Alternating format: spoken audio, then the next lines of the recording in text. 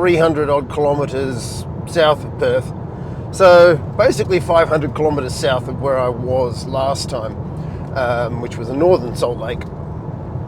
This one I have not been to at this time of the year, so it will be a new experience for me, because the previous times I've been here there's always been some water and a lot of mud, which sort of limited where I could shoot from.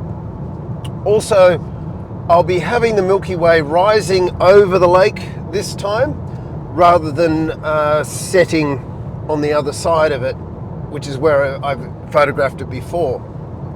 So it should mean a lot more interesting compositions, particularly for a full panorama, since we should be getting a bit more of the core coming up in the wee hours of the morning. So we'll see how we go. The beginning of these trips, I'm always filled with a mixture of excitement and anxiety in sort of equal measure. Excitement because, well, all for the same reasons, basically. Long road trip, not hugely long, but a longish road trip. You know, a fair distance from home, on my own, relatively isolated, and sometimes out of contact, though I think I've got mobile coverage where I'm going.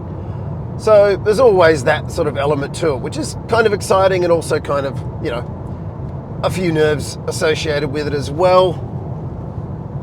But, and also the inevitable anxiety you have I remembered to bring everything I need? I've got my water, I've got my food, I've got my cameras, I've got my Polaris, I've got my tripods. Think I'm okay. So we'll see how it ends up. So once we get to the lake, I'm going to do some scouting. There's a lot of locations at this particular lake, a lot of compositional opportunities here, a lot more than the other one. But the other one's a little sort of friendlier and a bit more accessible and closer to home. We've got a warm day today. It's in the high 30s. It should cool down a little bit tonight since we're going further south. So all in all, I'm looking forward to it. Oh, while I'm got you here, I may as well talk while I'm driving. It passes the time, and cover some other stuff. Clothing. You might note I'm always wearing singlets, and that's basically because in warm weather I just don't like clothes. So I wear the least amount of clothing as possible. And in particular, this singlet is merino wool, pure merino. So it almost feels like you're not wearing anything at all. But it feels good against your skin. It helps with temperature regulation. It doesn't make you feel hot. It doesn't make you feel cold. It just makes you feel kind of comfortable. And it makes a great underlayer when things get cooler and you can just put layers on top. So it makes a great underlayer as well. In the warmer weather as well, once I'm shooting, I'll put on a vest. I pick them up secondhand from op shops.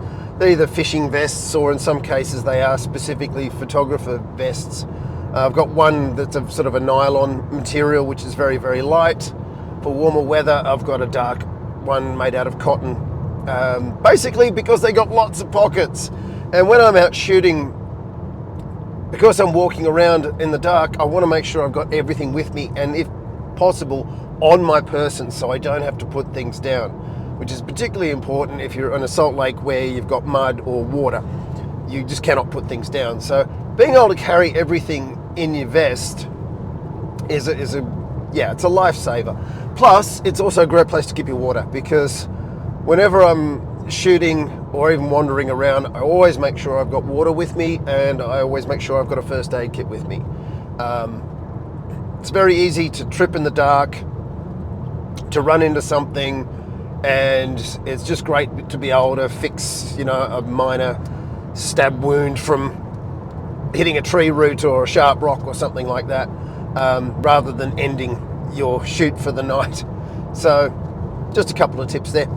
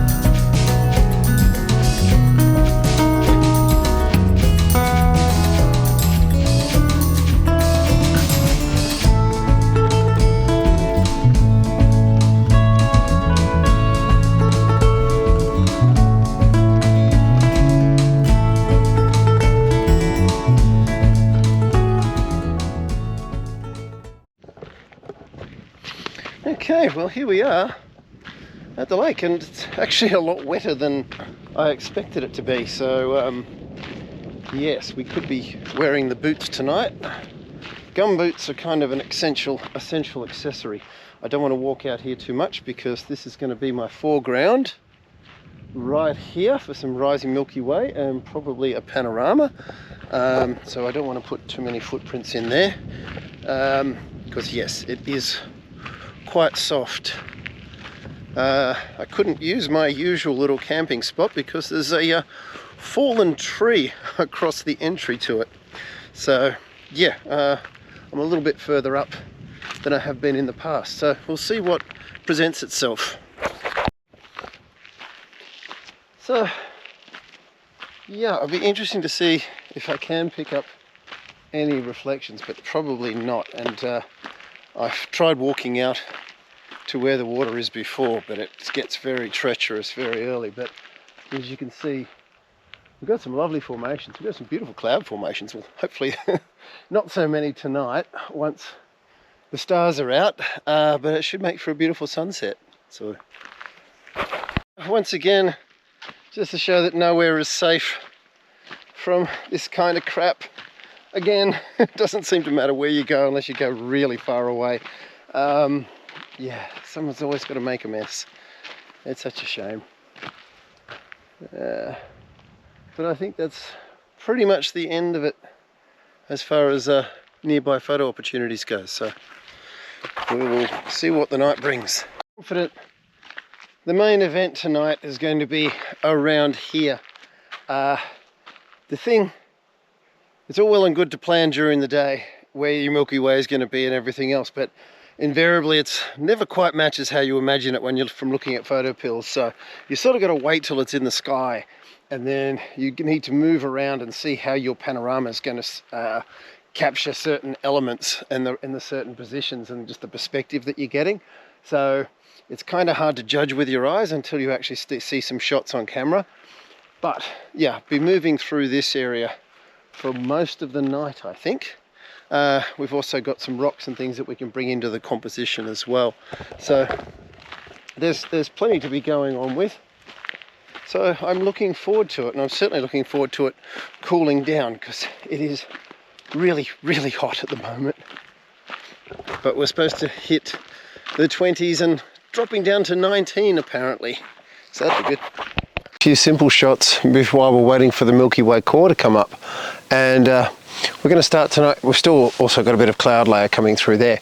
So we're going to start tonight with the emu, the dark emu, which is an indigenous constellation here in Australia.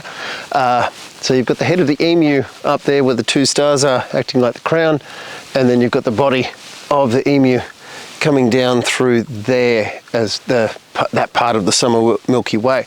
So we're going to use that with this as a foreground.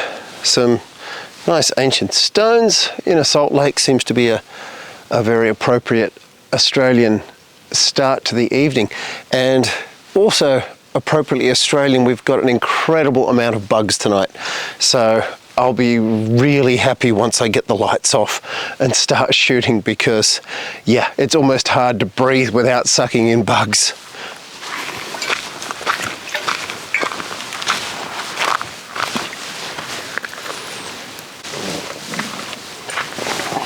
Okay, at this point we have taken some rising Milky Way core at this location.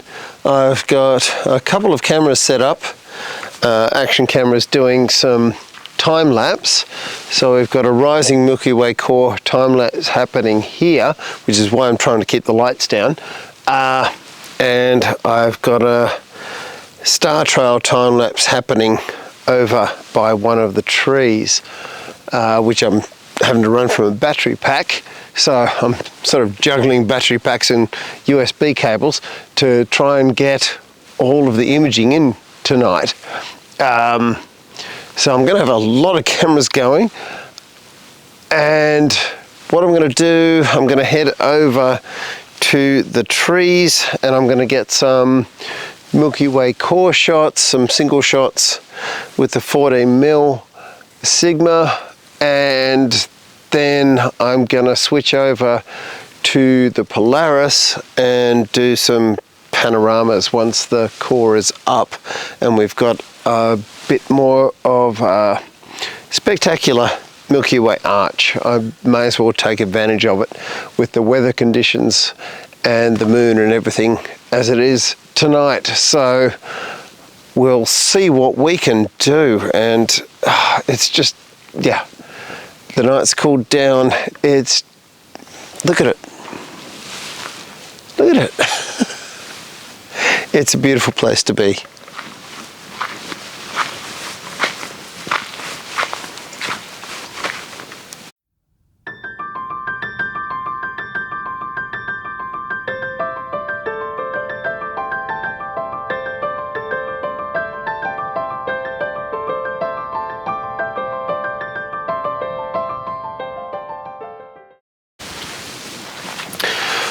So this is what it's all about. Lights completely out, pure dark, just lit by the night sky. And as I said before, we've got the emu coming up. I don't know, let me have a look. You might be able to make it out if I point to it. You've got the head up there, the two stars of the crown, and you've got the body coming down here, and you'll see some feet as well. If you've ever seen an emu, you know how big their feet are, legs. But also tonight, there's been some interesting distractions with some crazy lights in the sky down to the south. And I saw these up north as well a month ago, just strange lights, a maximum of 3, just fading in and out and moving slowly through the sky to the south. And the same thing happened tonight, which I got a couple of shots of. Just this weird amber lights, no flashing, not like planes, not like drones. I have no idea what they are, but all adds to the magic of the night.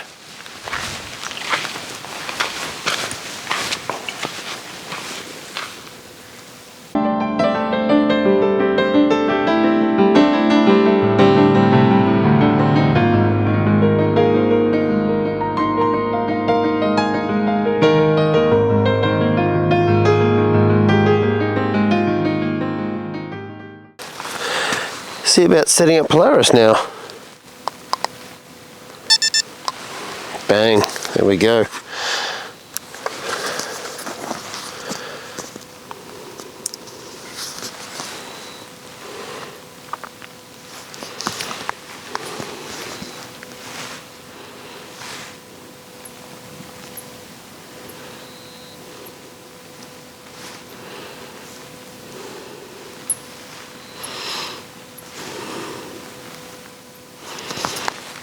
And we're in.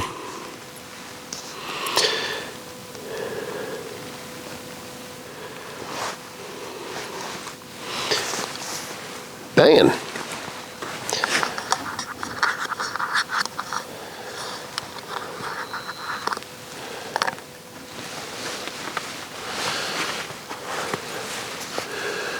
As I think you can see on the back of the camera, and on here as well.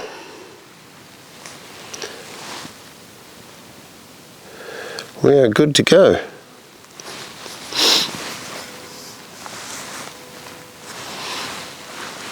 So what we're going to do, we're going to set up some nice full Milky Way panoramas here. So we've got some lovely foreground rock and beautiful dead trees, and if we're lucky we might get some aurora, but I don't know, we may have slept through it. We'll see how we go.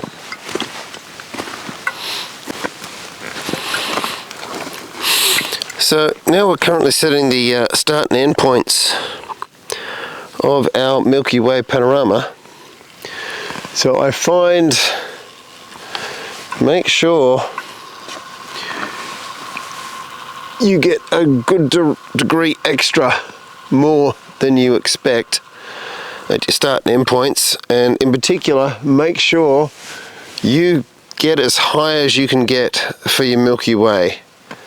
Basically go to the limit if you need to, because the last thing you want is to cut off the top of your Milky Way panorama. Then the whole exercise is kind of pointless. So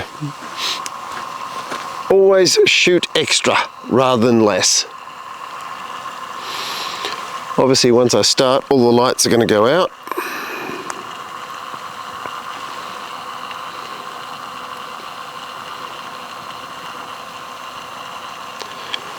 And there is our end point.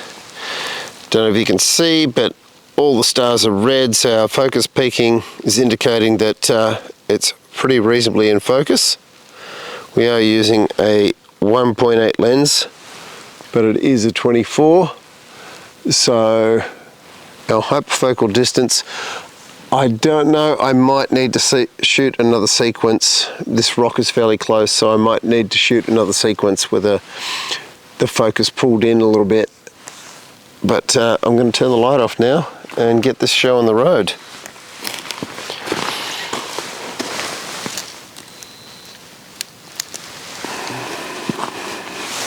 And this light.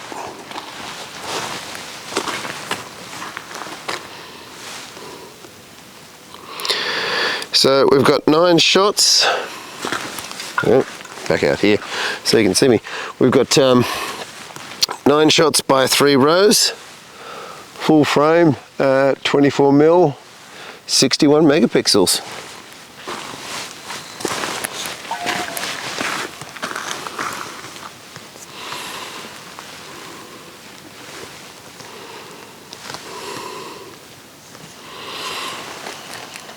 And we're away.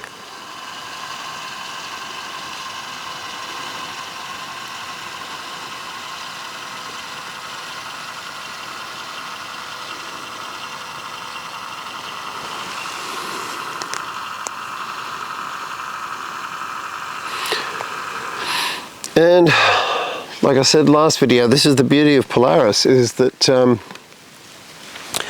you can get your shots set up, and if something's not quite right, you can just tweak it a little by moving your tripod or your position and set it to run again, and you're not having to repeat a repetitive task.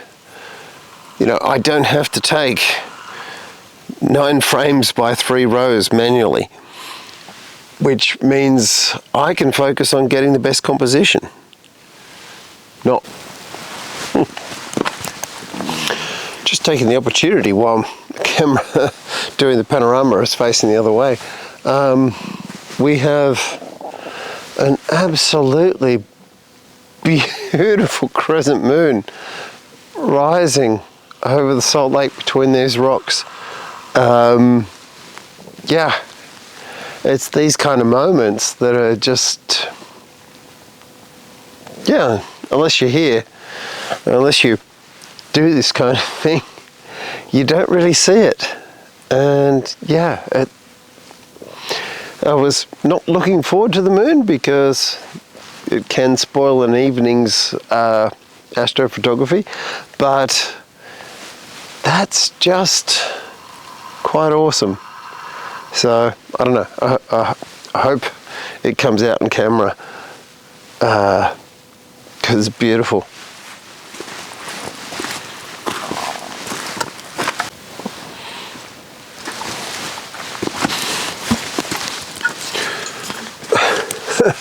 Well, in usual fashion, everything has gone wrong tonight. I've broken off a USB, trying to get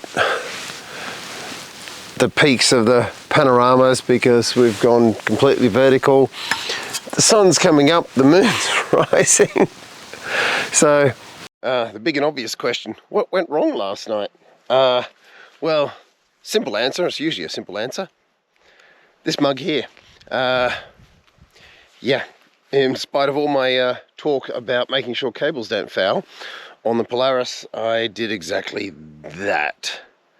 So what we've got here is the camera lead that has snapped off. Because I was using the rotating bracket, I didn't take care, because I was trying to worry about I was getting a bit of an obstruction in front of the lens from the knob, and so I just moved the camera further forward, and I moved it too far forward. Hence, when I was going for the full Milky Way arch, which was almost directly overhead, yeah, that angle basically brought the back of the camera down where it was going to foul on the rest of the Polaris. So, completely my fault. So hopefully I've got enough there to salvage some panoramas. Otherwise I've got some single shots as well. So we'll see how we go.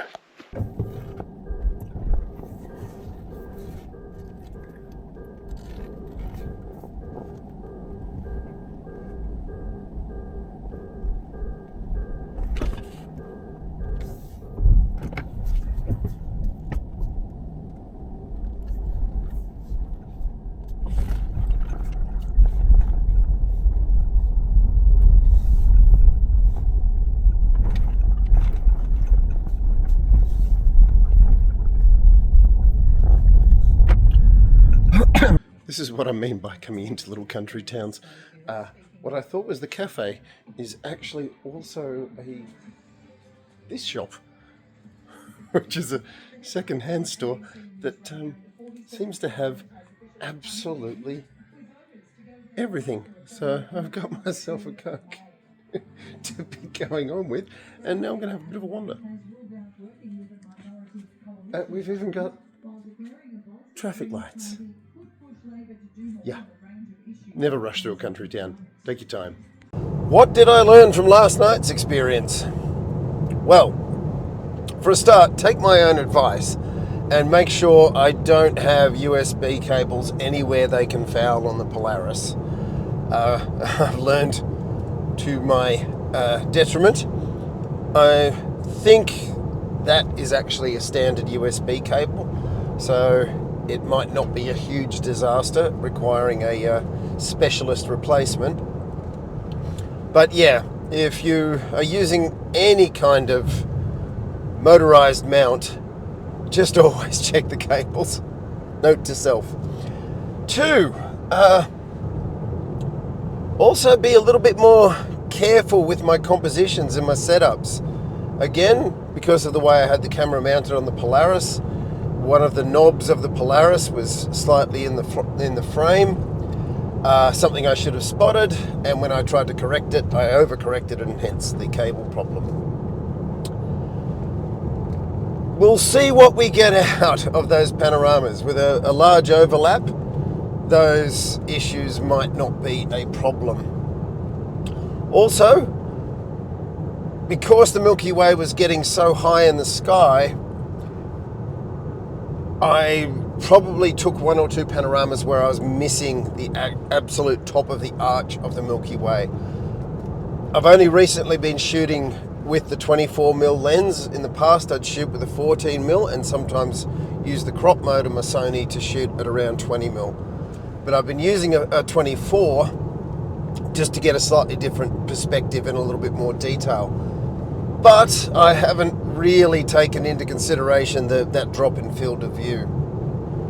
I really should start using my very expensive and lovely Sigma 14mm, since that's what I bought it for, but I've been using that for singles and shooting video. But next time, that's definitely going on the Polaris. The other thing, weird lights at night. Second time I have seen them in a completely different location, but exactly the same kind of lights. A sort of orangey amber light, fades in and out. There could be 1 or a maximum of 3. 3 to 1 lights. Just slowly moving in the low part of the southern sky. Really quite bizarre. I did catch a couple on camera, so you can see the line of their movement, and you can see it's a very different color. to the stars and most other lights you see on planes and so forth. There's no flashes, there's no multicolours, they're just a solid amber light. So I don't know what's going on there. I first saw them around about 10 p.m. and then I saw another one about 4 in the morning in a different part of the sky. So what's up with that? Don't know. Also, as you'll see in one of my sections of the video, little country towns. Don't just drive through them. Have a visit. Try out the bakeries. Look in the shops, depending on what's there, and you find some of the most surprising things. A little sign advertised a cafe, and it was basically a second-hand store.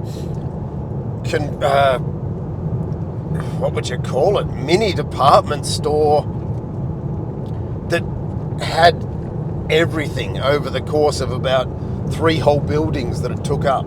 Really quite amazing. They had a spirometer. I don't know if you know what one of those is, but it's basically something that charts your breathing when you're on a exercise bike or something. A really old spirometer. They had a Dodgem car. They had a whack-a-mole machine. They had various small household appliances. They had a haberdashery and curtain department. Really quite bizarre, as you'll see. And always check out country town cafes or bakeries in particular. Got a pie, steak and pepper pie, really nice. And yeah, just really friendly people most of the time. So, we'll see what we get out of this trip. At least I've learned a few lessons.